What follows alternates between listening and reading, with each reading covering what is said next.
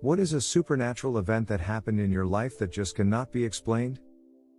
Around 2002, staying the night with my cousins. Sleeping on the floor and woke up in the middle of the night, rolled over to go back to sleep and see a girl in a nightgown sitting down beside me staring at my cousin's bed. Rolled over, covered myself and went back to sleep. Working as night security for a small office at a sanitation plant. Building was a single entrance and you had to check in at the security station to get in or out. A worker shows up and checks in saying he needs to take care of a few things and grab some stuff. So I check in his ID and flip a few lights for him, then go back about my business. Fast forward a few hours and my shift is about to end. I still haven't seen the guy come back. So I go patrol the building to find him and literally can't find him anywhere. He's not in any of the areas I turned lights on for him, no other lights are on, and he's not in any other rooms. I stop by security to see if we just missed each other and he's trying to leave, but nobody is there. I do a second patrol and still no signs. At this point I went to check cameras to see where he went, but he's not on a single camera except the one covering the entrance and security station. He turns down a hallway and never shows up on the next camera down said hall. At this point I logged it as an incident, and GTFO right as the relief shift showed up. Next day my boss calls me and says that worker had been on vacation out of state for several days, and wouldn't return for several more. Nobody could offer any explanation to what happened. When I was a kid, about 10-12-ish, I was carrying a load of laundry upstairs home alone while mom was out doing errands. We have this weird carpet runner over our hardwood stairs that's only really attached at the top of the flight but otherwise not fitted or secured to each individual stair, so naturally I step on an air bubble of carpet with my vision obscured by the laundry and fall backwards while bear hugging a bunch of blankets. I specifically remember thinking, welp, guess I'm about to die, while almost airborne with just my big toe left on the carpet when I felt two hands, one on either side of my shoulder blades, give me a firm shove that launched me back up on the step and diagonally against the stair rail. I assumed mom somehow silently came back early without announcing herself and turned around to thank her while still clinging to the railing, but no one was there. I scurried upstairs to put my things down while calling her name and walked the house afterwards to check if any doors were unlocked or if her car was there. I finally resorted to calling her cell, where she told me she was hitting up a few more stores.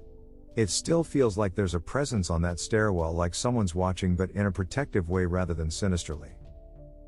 One night I had a dream about my grandpa, who had died almost 20 years prior. We were in his home, and he kept telling me we need to clean the house, we need to get the house ready. When I asked him why, he just said she's coming home. My grandma, his wife of 50 years, died the next day. I had a dream once about my high school best friend who had moved out of state and started a family. I hadn't seen her or spoken to her in at least 10 years and had never met her child, except seeing pictures/posts on Facebook and commenting on them. In my dream I was walking down a street at night and out of nowhere her little girl appears next to me and I asked her, "Where is your mama? Why are you by yourself?" I remember her taking me to some bushes near a random house on the street and finding my friend in bad shape, beaten up or something, on the ground, and I remember running to the door of the random house screaming for help and to call the police. This is all I can recall from the dream, but I think there may have been a little more. The next day, I wake up and think to myself, man, that was weird. Maybe I dreamt of her because we had just spoken a little in comments of a Facebook post. I should send her a message. I go on about my day, go to work, get home later that day and sit on my couch and scroll through Facebook. Bam!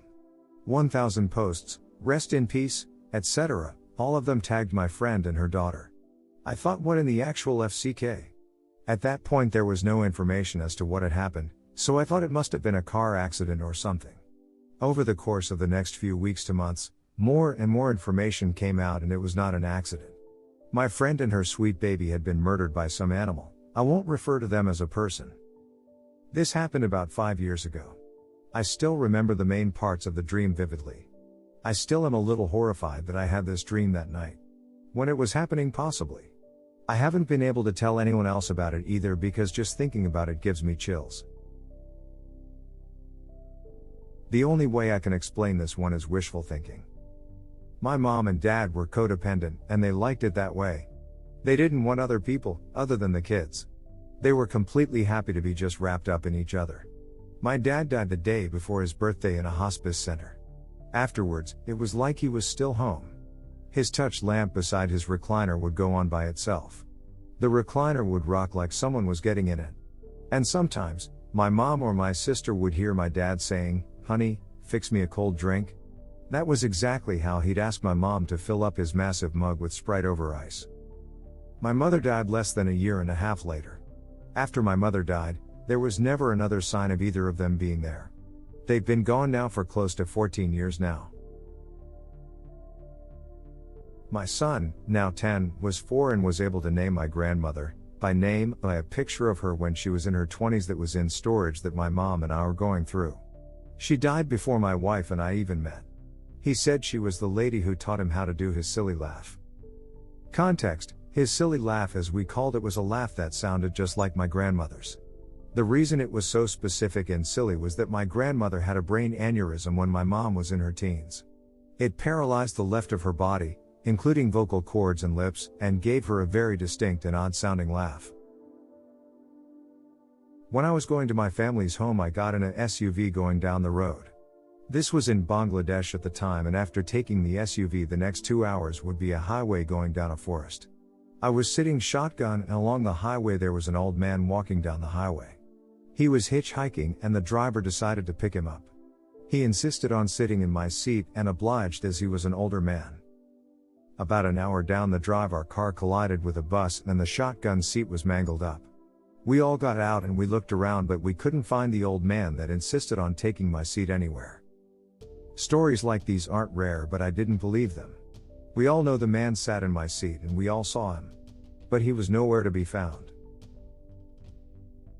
My siblings and I all had the same dream on the same night a year ago. It was exactly 1 year after my mum died, and we all had a dream about her, and she was in the same place and was speaking to us. She reassured us that she was okay and she was with her mum and my dead siblings, and that her dad is in the bad place. The next day we all realized we had the same dream. We even all independently drew a picture of the place we saw her and wrote down the name of the place it resembled. Most of my siblings took that as an actual message from my mum, but my youngest sister and I like to believe that we have all developed some freaky hive mind low-level telepathy lol. I was about 15 and trying to sleep but having an asthma attack. Late in the night I started hearing a rhythmic breathing from the floor next to the bed. It wasn't scary, more comforting.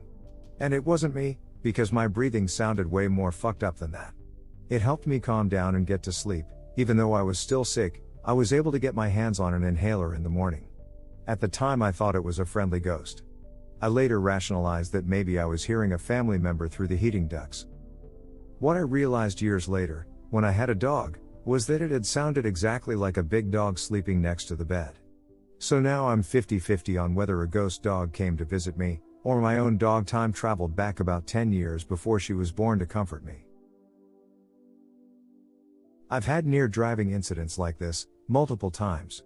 It feels like something else just takes the wheel and swerves it, and I'm having a silent "oh, shit" moment as I jerk the wheel back in place. Invariably when someone else is with me, it's "whoa, how did you miss that deer?" Some other hazard that I somehow magically dodged and didn't notice at the time. I'd like to think that I caught it but didn't consciously register it, like the lizard brain we all have was dodging shit. But I don't know. Still weird. In high school, I was getting peer pressured into doing something I didn't want to do, and would have gotten in a lot of trouble had a teacher come by, but I felt I didn't have a choice. I distinctly remember asking in my head, if I have a guardian angel right now, please fucking pull the fire alarm or something. I kid you not, at that exact second, the fire alarm went off. This never happened at this school. It was so unlikely, I didn't expect it to actually happen. Nearly shit my pants. We immediately went to the assembly area along with the rest of the school, and I got out of the situation. Turns out at that moment someone in the school had accidentally triggered the fire alarm. I spent the rest of the day in shock, honestly. I get this counts as supernatural, but what even are the chances? That day introduced me to the idea of guardian angels, and I have had many similar occasions since then where just in the nick of time, I've gotten out of potentially extremely bad situations either due to insane luck, or the nudge of something looking out for me. Edit: the thing I didn't want to do was that my friends wanted to smoke up. I had strict parents and the school had very strict drug policies, immediate expulsion. Also, I had never done a drug before and was scared and very uncomfortable. I wish it was something cooler and less lame. Well, when I was around 6 years old, I was walking down the stairs, no one was behind me, and all of a sudden I remember getting chills, then feeling a faint hand on my shoulder before I got basically pushed down the stairs. I was alright, a few cuts and bruises, nothing serious, but I still remember the feeling of the invisible hand on my shoulder. It haunts me.